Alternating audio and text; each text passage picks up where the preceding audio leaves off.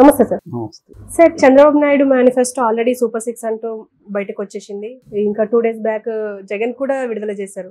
కానీ బయట ఏం మాట్లాడుకుంటున్నారంటే చంద్రబాబు నాయుడిని నమ్ముకొని ఈ మేనిఫెస్టో విడుదల చేశాడా జగన్ అని చెప్పేసి కూడా మాట్లాడుతున్నారు. సో దీని గురించి మీరేం చెప్తారు? అంటే డిఫరెన్సెస్ ఏంటి? ప్రజలు నమ్మని చంద్రబాబును జగన్ నమ్మాడు అని అంటున్నారు. అంటే చంద్రబాబును ప్రజలు నమ్మరు కాబట్టి, చంద్రబాబు ఇచ్చే హామీలు ఏవి ప్రజలు నమ్మరు కాబట్టి మనం చంద్రబాబు లాగా హామీలు ఇవ్వక్కర్లేదు. మనం ఇంతకుముందు ఏదైతే అమలు చేసి ఆల్రెడీ ప్రజల్లో ఒక విశ్వసనీయత తెచ్చుకున్నామో, క్రెడిబిలిటీ తెచ్చుకున్నామో, దాన్నే మళ్ళీ 5 ఏళ్ళకి మనం ఇద్దాము. దాంట్లో చిన్న చిన్న చేర్పులు, అంటే కొన్ని చోట్ల చిన్న చిన్న చేర్పులు చేద్దాం, ఎక్స్టెన్షన్స్ చేద్దాం, పకడ్బందీగా దాన్నే అమలు చేద్దాం అనేది జగన్ అనుకున్నాడు. ఇది వైసీపీ కేడర్లో కూడా కొంత అసంతృప్తి ఉంది. ఎందుకంటే చంద్రబాబు విపరీతమైన హామీలు ఇచ్చేస్తున్నాడు. జనం ఒకవేళ తెలంగాణలో, కర్ణాటకలో కాంగ్రెస్ నమ్మినట్టు అక్కడ చంద్రబాబుని నమ్మితే ఇబ్బంది అవుతుంది కదా. ఎందుకంటే కేటీఆర్ కూడా మొన్న ఏమన్నాడు ఇంటర్వ్యూలో, వీళ్ళు 420 హామీలు ఇచ్చి జనాల్ని నమ్మించి మోసం చేసి అధికారంలోకి వచ్చారు అని అన్నారు. అట్లా రేపొద్దున రూరల్లో అంటే కొంత తెలివైన వాళ్ళు ఆలోచిస్తారు జగన్ బెటరా చంద్రబాబు బెటరా అని. కానీ అనేక ఇబ్బందుల్లో ఉండేవాళ్ళు, పేదలు, వీళ్ళందరూ ఎవరు ఎక్కువ ఇస్తారంటే వాళ్ళకి వేద్దాం అనుకునే ఒక మైండ్ సెట్ ఉన్నప్పుడు చంద్రబాబు ఏమో విపరీతంగా హామీలు ఇచ్చేస్తున్నాడు. సో జగన్ ఏమో పెద్దగా హామీలు ఏమి కొత్తవేమీ పెద్దగా ఇవ్వలేదు, నవరత్నాలనే మరింత బాగా చేస్తానని చెప్తున్నాడు అనే వాదన వస్తుంది. అందుకని చంద్రబాబుకు విశ్వసనీయత లేదు, చంద్రబాబుని ప్రజలు నమ్మరు కాబట్టి చంద్రబాబు ఇచ్చిన హామీలాగా మనం ఇవ్వద్దు అని జగన్ అనుకున్నాడు. కాబట్టి చంద్రబాబుని నమ్ముకొని జగన్ ఈ ఒక రకంగా పాత నవరత్నాల పథకాలనే మళ్ళీ అనౌన్స్ చేశాడు అనే వాదన వినిపిస్తుంది. మనం చూస్తే అసలు ఏమేమి మార్పులు వచ్చాయంటే, నవరత్నాల్లో అమ్మఒడి ఇంతకుముందు 15,000 ఇచ్చేవాళ్ళు, ఇప్పుడు 17,000.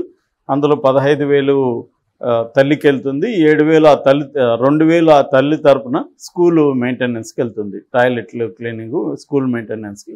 అప్పుడు ఏంటంటే ఈ తల్లికి ఆ స్కూల్ మీద కొంత కమాండ్ ఉంటుంది. నేను 2,000 ఇస్తున్నాను సంవత్సరానికి, సో కాబట్టి మీరు ఎందుకు క్లీన్ చేయలేదు, ఎందుకు బాగాలేదని ఆమె అడిగే హక్కు ఉంటుంది. అందువల్ల తల్లికి అడిగే హక్కును కల్పిస్తూ 2,000 అక్కడ ఇస్తారు, 15,000 ఆమె అకౌంట్కి వెళ్తాయి.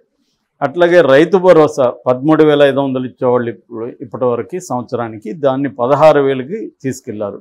రైతు భరోసా కూడా ఇప్పటివరకు ఎప్పుడు బ్రేక్ పడకుండా ఇచ్చారు. అట్లాగే చేయూత 75,000 ఇచ్చేవాళ్ళు ఇప్పుడు 1,50,000 వరకు దాన్ని పెంచుతున్నారు విడతల వారిగా. అట్లాగే కాపు నేస్తం 60,000 ఇచ్చేవాళ్ళు దాన్ని 1,20,000కి చేర్చారు.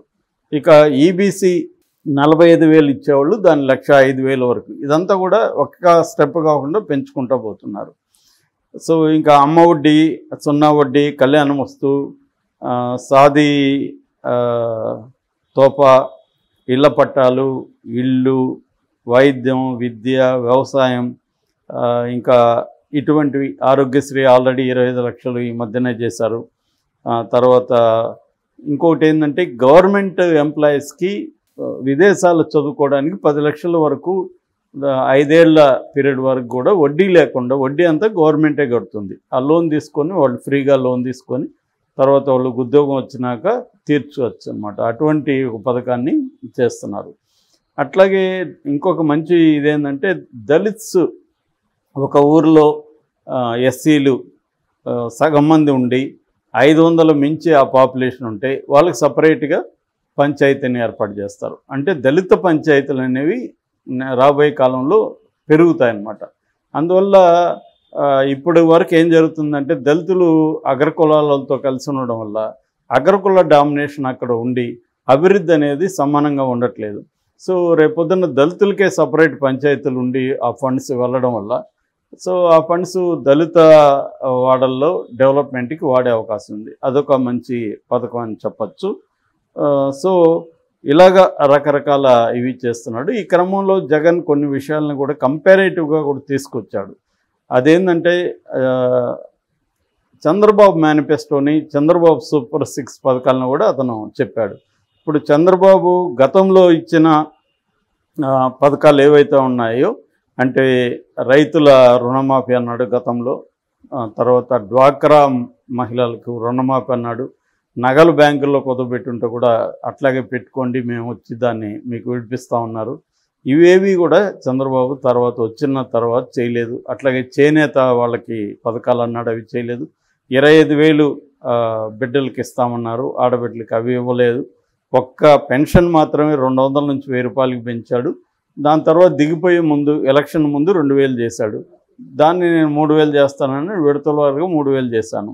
సో పెన్షన్ అయితే ఇప్పుడు 3,500 మాత్రమే చేస్తాను. అది కూడా 2028లో 500, తర్వాత 250, 2029లో 250.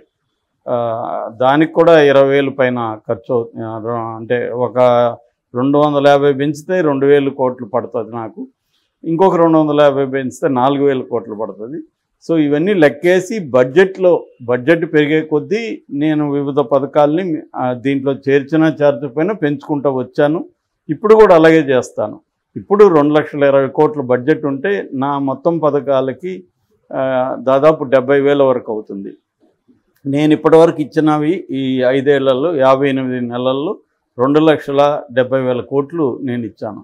ఇక చంద్రబాబు చెప్తున్న వాటికి ఎంత అవుతుంది బడ్జెట్? ఇప్పుడు ఆడబిడ్డ అనేది ఉంది, 18 ఏళ్ళు నిండిన ప్రతి అమ్మాయికి 1,500 ఇస్తాను అంటున్నాడు. అట్లాగే దీపం 3 సిలిండర్లు ఫ్రీ అంటున్నాడు కుటుంబానికి.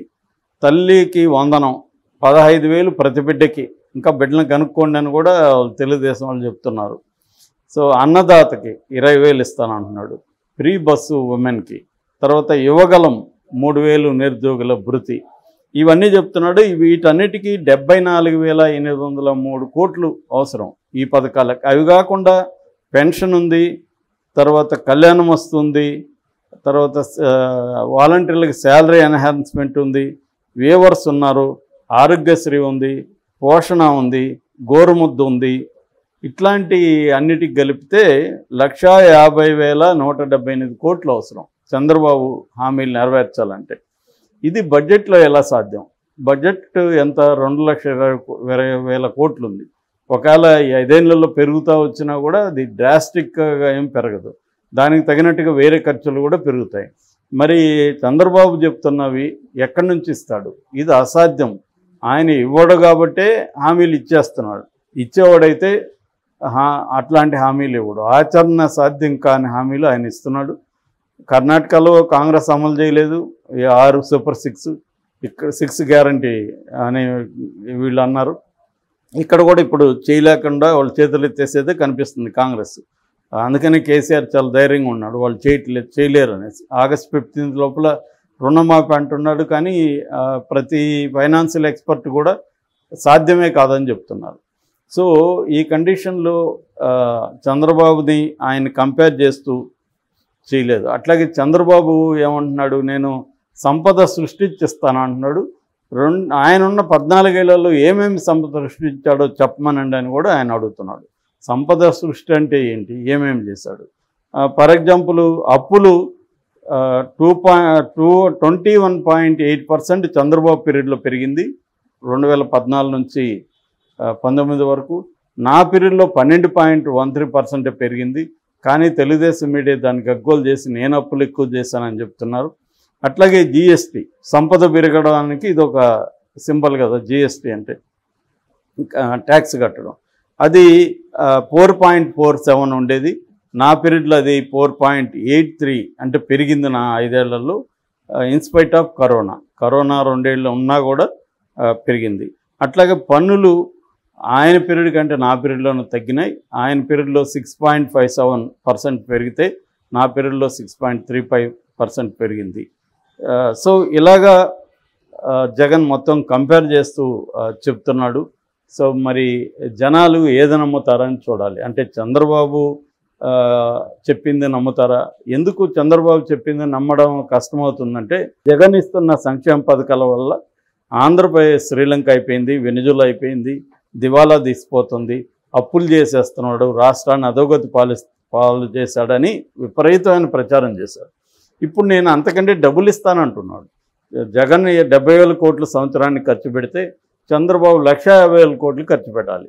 సో అప్పుడు మరి శ్రీలంక అయిపోదా, అప్పుడు అధోగతి పాలు కాదా, ఎక్కడి నుంచి ఇస్తారు అనేది ఇప్పుడు చర్చ. ఒక రకంగా జగన్ సాహసం చేస్తున్నాడని చెప్పాలి. ఎందుకంటే అందరూ కూడా పథకాలని విపరీతంగా ఇస్తామని చెబుతున్న కాలంలో జగన్ కూడా చెప్పేయచ్చు, రుణమాఫీ అని చెప్పేయచ్చు, చంద్రబాబు చెప్పిందని జగన్ కూడా ఇంకా ఎక్కువ చెప్పేయచ్చు.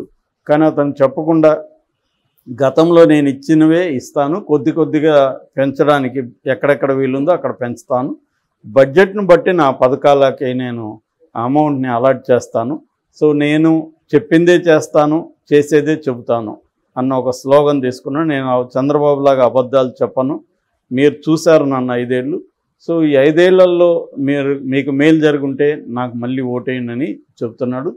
సో అతను ఒకవేళ చంద్రబాబుని నమ్మి చంద్రబాబును గెలిపిస్తే నేను ప్రతిపక్షంలో కూర్చుంటాను అని కూడా ప్రిపేర్ అయినాడు.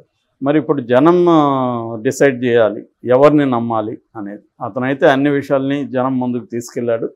సో జనం చంద్రబాబు హామీల్ని నమ్ముతారా, జగన్ మేనిఫెస్టోని నమ్ముతారనేది చూడాలి. ఇంకా చంద్రబాబు కూడా ఉమ్మడి మేనిఫెస్టో తెచ్చే అవకాశం అయితే ఉంది. సో మరి ఎవరు నమ్ముతారని చూడాలి.